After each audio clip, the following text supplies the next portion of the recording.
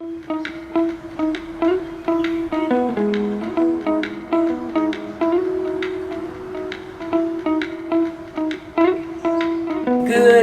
better, best. Never let them rest until good becomes better and better becomes best. And then some. Kind of adding to those inimitable words that we've heard all our lives because they're so appropriate for this episode of the What Podcast. You know what?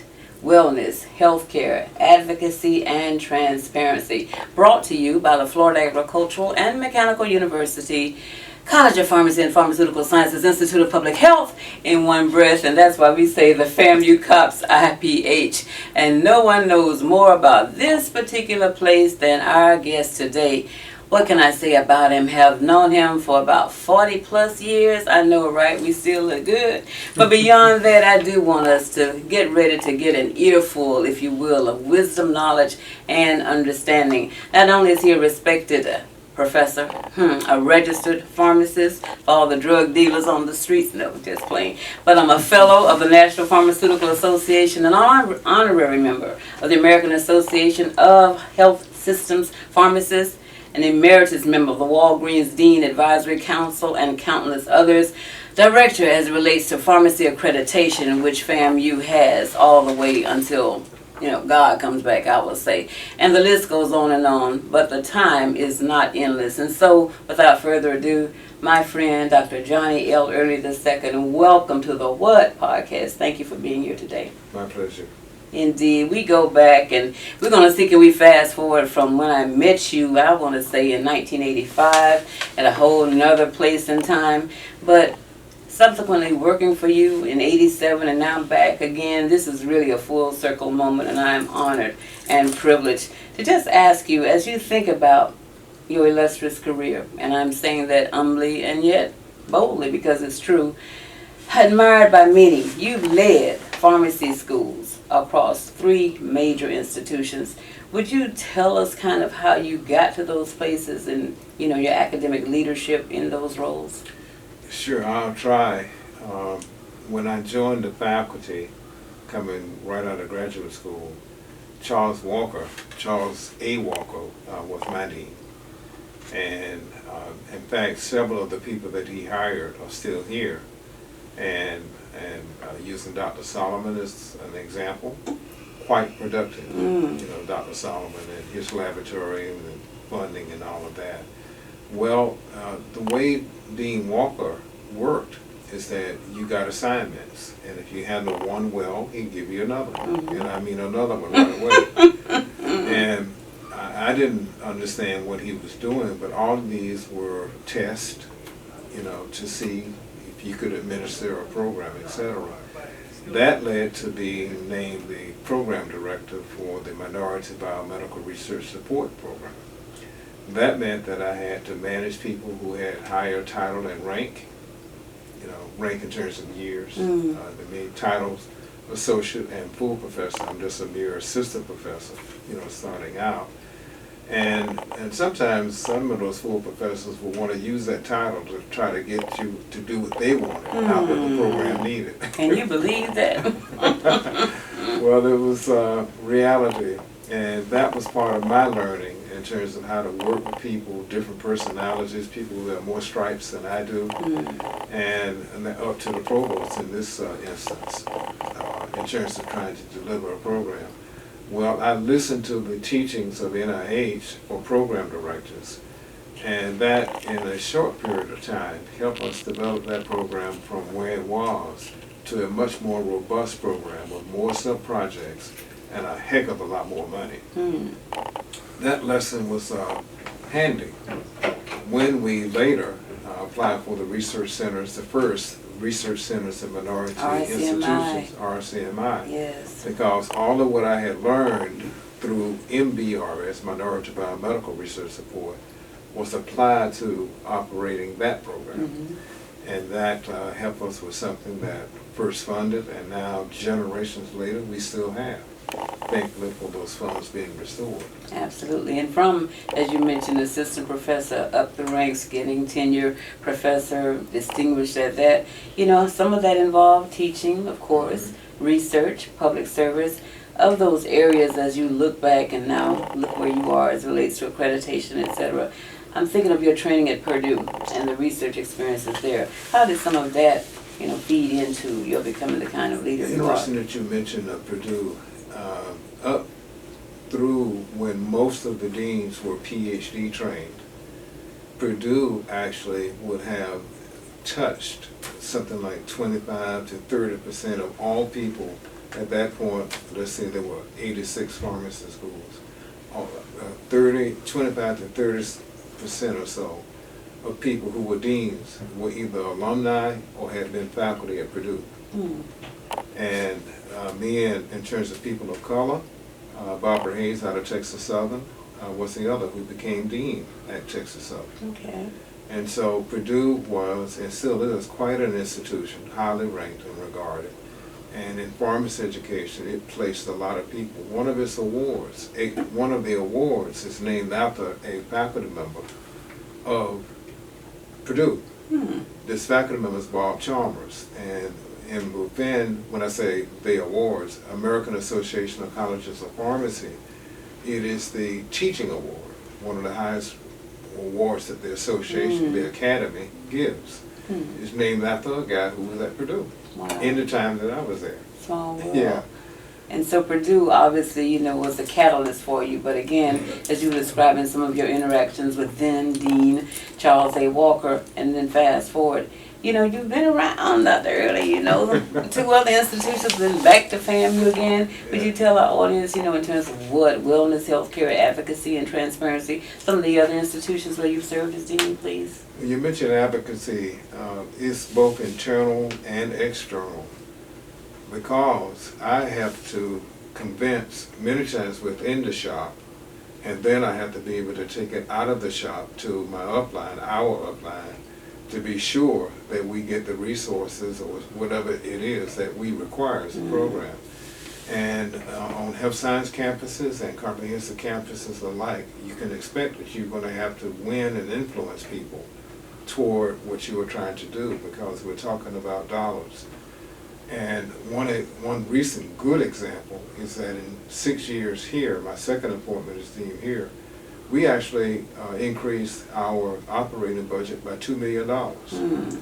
And it didn't all come at once, but it was big chunks, in those 6 years, right? And that was because we were able to come together as a college, as a leadership group in the college, perfect our message and be able to successfully transmit that, and dollars come back, for it. We, at my faculty and my leadership group, at all of my institutions, we've been able to do that. And the last one that we did at Toledo gave us $1 million.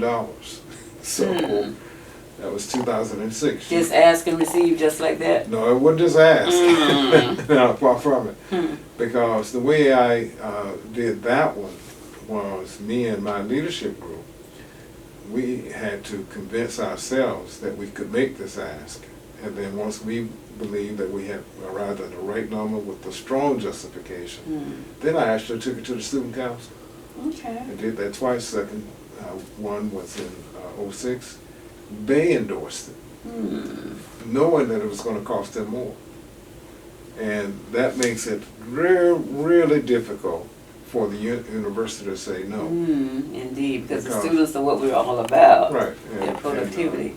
And so we were able to capture that support twice, 2 or 3 years apart. That we, had to do that in order to get the revenue that the program needed.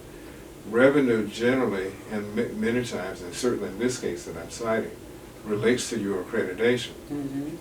Because we're not just going after pie in the sky. We're going after something that actually relates to the standards for pharmacy education. These are things we have to do. Pharmacy education is not cheap. And so the institution has to find a way, and FAMU did, $2 million over 6 years, to help us with the things that we must do. And that's been the case at Medical University of South Carolina. It's been the case at University of Toledo, that we were able to convince our upline to make investments or allow us to charge fees that helped us with our program. Florida A&M, it's not actually FAMU, it's the state, It's the only place where I had worked where I wasn't allowed to make those fee increases. Yeah, and that's by the legislature's action. Indeed, and we do know the politics are everywhere as they evolve in our landscape. And speaking of evolving, you know, I see you kind of light up when you refer to students, and I know you look at the student pharmacists and the learners in a very special way, but you possibly could just share some, I don't know, nuggets as relates to your relationships with these learners over the decades. There, let me finish up on that last one a little bit. The first 2 points actually both relate. I didn't set my career goal to be dean. That was not something that I had even thought about. Okay. But when Dean Walker went off to become the president, I made a decision. I was about to take a sabbatical to retool my bench research. I had been very successful in contracting grants, had been very successful in getting publications and PhDs out of the laboratory. But that was sustained by what I did as a graduate learner myself. Okay. And so, well, at some point, I'm going to run out of ideas, you know, in this line of research, and things that I could develop as a hypothesis, and thought that it was time for me to go somewhere for a year to rekindle a new avenue of research. Had gotten the preliminary approvals. Dr. Walker decides to leave, and so I put a halt to that. Okay. Deciding to stay here instead. And I was urged to apply to become dean. And I said, well, yes, I think I should. Okay, sure, why not? Even though I'm just 9 years out of graduate school. Wow, fresh still.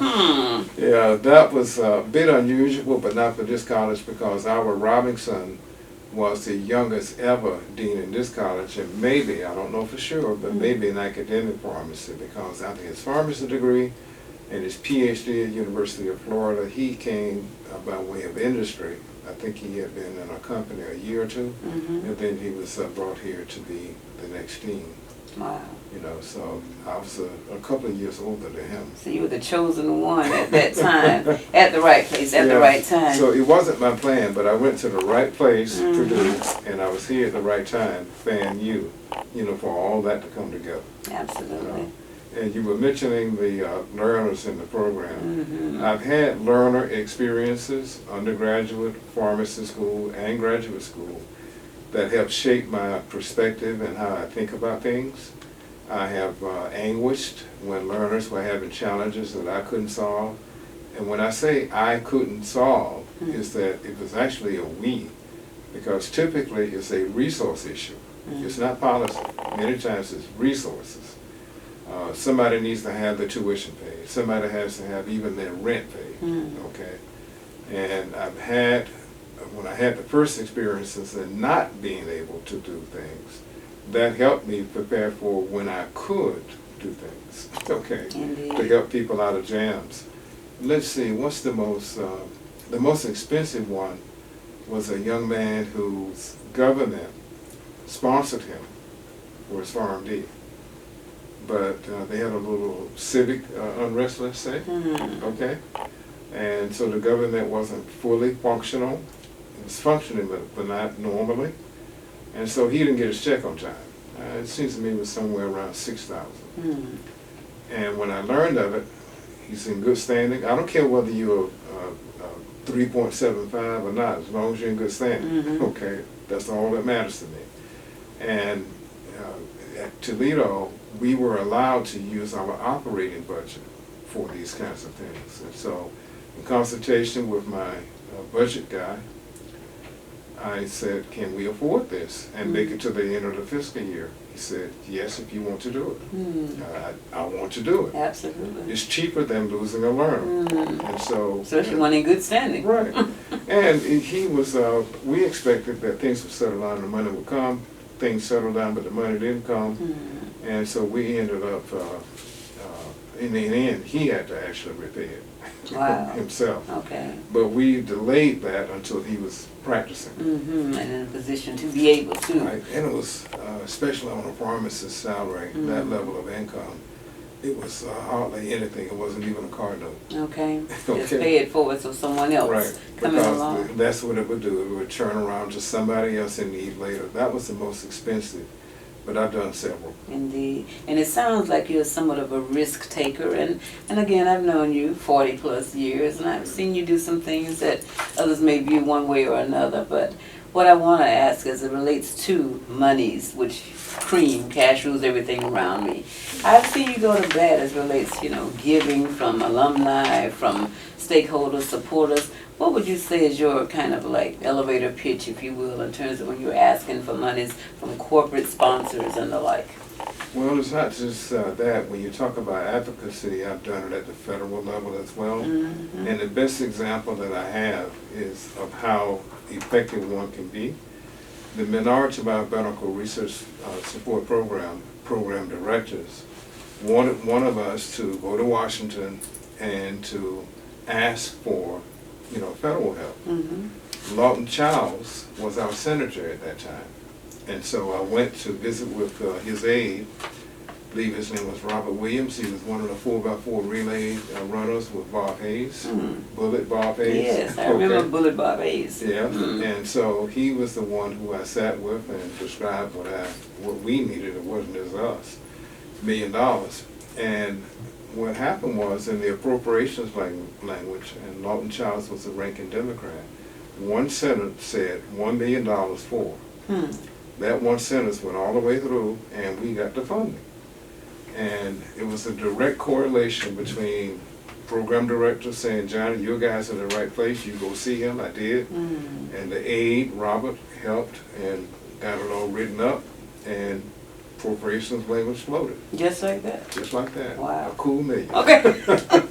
And you've seen multis of millions, maybe even to the billions during your tenure. I love that. I've been doing it since I've been back here. I've done it at state and federal level throughout my deanship period of 37 years. And I have no trouble doing that and talking to anybody. Twice now, both times in this appointment at Florida A&M, I've actually sat in front of the member. Congressman Neil Dunn, not just his staff, was in a session. And this is, I was working with Association of Minority Health Professional Schools, and though I'm not in this district, I was with a group from the Association of Minority Health Professional Schools who was Meharry in his district. I'm sorry, I got the wrong school. Morehouse. Okay. And so the pharmacist who was in the house also sat with us. And he's Buddy Carr. Okay. Buddy Carr. And that's of all the times I've called on Congress, Senate, House side, those are the only 2 times that I've actually sat with the member. Coincidence, we know better, because he's all about that. And also your being all about that makes me think about how, from bench, if you will, to bedside, so to speak, your community service is just, off the charts, if you will. And so what is it that I guess is your why as it relates to how you kind of go into senior citizens groups, of which we are proud members, thank you very much, and youth? Well, the central theme is advocacy, and it has different aspects to it. And it also reminds me to say that there are many, many things about being an academic dean in pharmacy that I just actually love, doing. And have had, working with and through my people, we've had a lot of success. And so in the community, I'm working right now with a healthcare ministry out of my church, Bethel Missionary Baptist. And I suspect I will continuously be involved. I'm one of several pharmacists in the congregation, all kind of practitioners, law and medicine, nursing is all there. I'm not sure about a dentist, but most professions are in that church. We have then, through that population and people like me, the opportunity to affect in a very positive way the community. And so I don't mind doing that at all, and again, there's a certain amount of joy that comes out of that. And it doesn't have to be, and nor is it for me a requirement that I get recognized, but that we have an impact. And indeed, that comes right back full circle to FAMU once again, in terms of, our strategic plan that runs through 2027, from administration throughout the academic units and across campus, throughout the state and the globe, if you will. But as it relates to boldly striking, you don't seem to procrastinate when it comes to maybe, striking while the iron's hot, if you will. We recall the first PhD Hyacinth Acune, 1988. Under your tutelage, and yes, I was serving then as well. What does that mean for you to see your babies, so to speak, go out and do the great things that they are doing? It goes back again to Charles Walker, who I met when he came to be a part of a workshop at Purdue. And at that point, I was probably a year away from finishing. Okay. My brother was here, Michael, in pharmacy school, and so we chatted about Walker, and I went to, see him off, when I walked out of the building, the pharmacy building at Purdue, to chat with him. And out of all of that came the realization that this college was actually already in graduate education with a master's. And he implied, I don't think he ever directly said that we want to have and will have a PhD program. And so when it came to thinking through and sifting through the office, I had several coming out of grad school. At some schools that are bigger, than FAMU, and I may have had an offer from at least one other HBCU. Yes, I did. But because of Walker, and because of the master's program, and because of obviously the next step is a PhD, so I'd like to be part of that. And coming here, and so that. Both sides of the college, and in this college, 3 sides: public health, pharmacy, pharmaceutical sciences. I love all of that, okay, for various reasons. Absolutely. And so that one was the bait and the hook, to get people like me, there were several PhDs hired, to come here because you want to be a part of starting something like that. And one of the great blessings of my life and career was not only being the sitting dean when that first one finished, but the sitting dean in, I think it was 21, when Asha finished her PhD out of the Lee Laboratory. Hyacinth Acune came out of the Solomon Laboratory. And I couldn't have written a better script. Wow. First and the 100th. Ideal. Okay. And speaking of chronology, if you will, and again writing the script, from the Dyson building to where we are now, here in phase 1, the West Wing of Pharmacy Public Health, you're part of that. So, in terms of building blocks, if you will, your legacy, would you be able to kind of, give us in terms of the 40 years, I would say plus, that you've been doing this thing called pharmacy education, healthcare education, if you will? Well, I'm not sure how to respond. It's a lot. Let me ask it this way. In terms of you giving some balance, if you will, with family, travel, being asked to, and in fact serving on various councils of advisement, in terms of where is pharmacy education, where is public health heading today, to come from Dyson building to where we are now, West Wing, East Wing, throughout the state, Peden campus, etc., the articulation agreement that was signed again during your deanship, can you put it all in a nutshell what your legacy may be if you had to etch one, so to speak? Well, Johnny has been extraordinarily blessed. Okay, I can tell you that. And I would say, and is extraordinarily blessed. Thank you.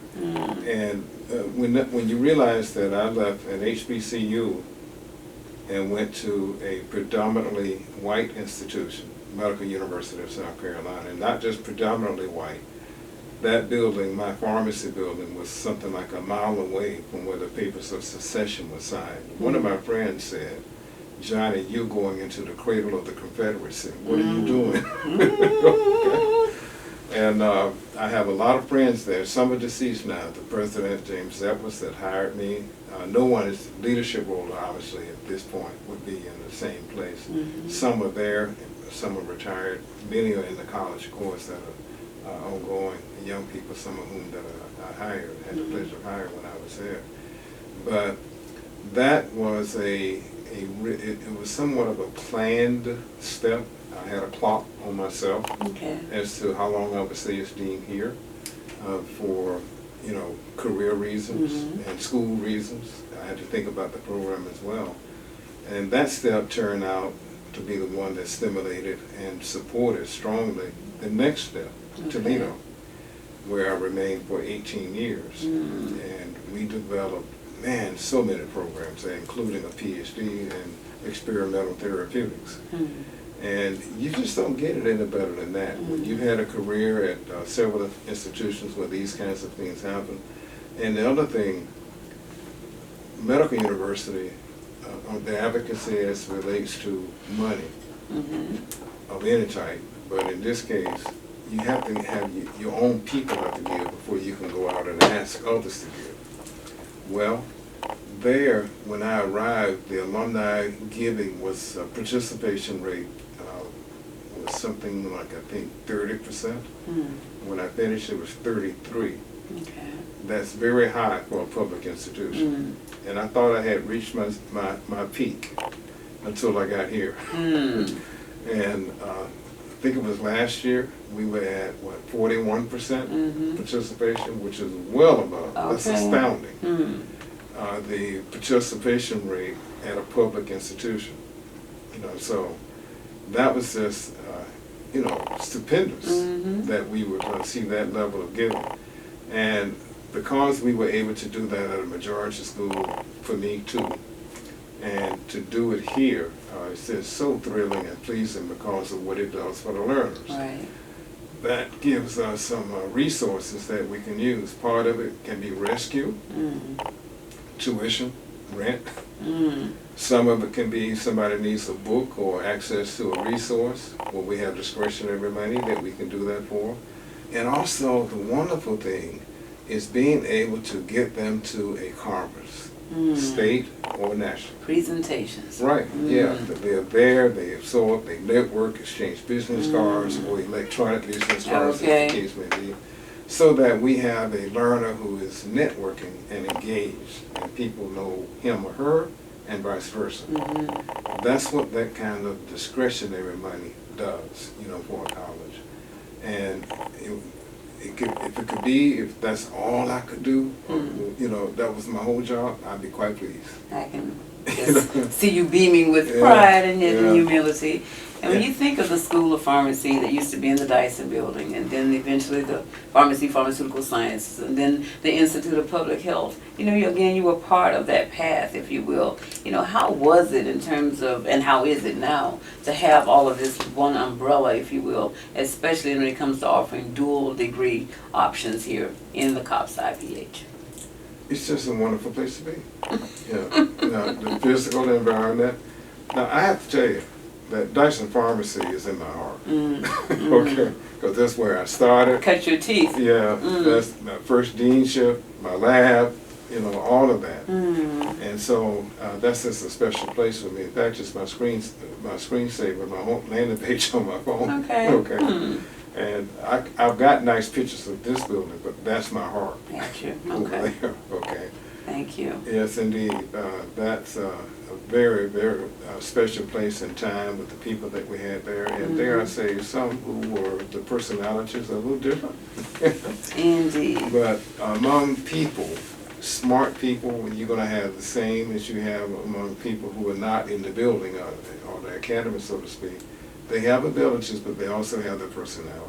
And isn't that all of us? Yeah. And that's why we're so glad to have you here today, Dr. Early, in terms of the What podcast. Y'all know we could go on. Any of you who know anything about this gentleman, maybe another part too, if you will. But again, any closing thoughts before we kind of wrap this edition of the podcast up, please, sir?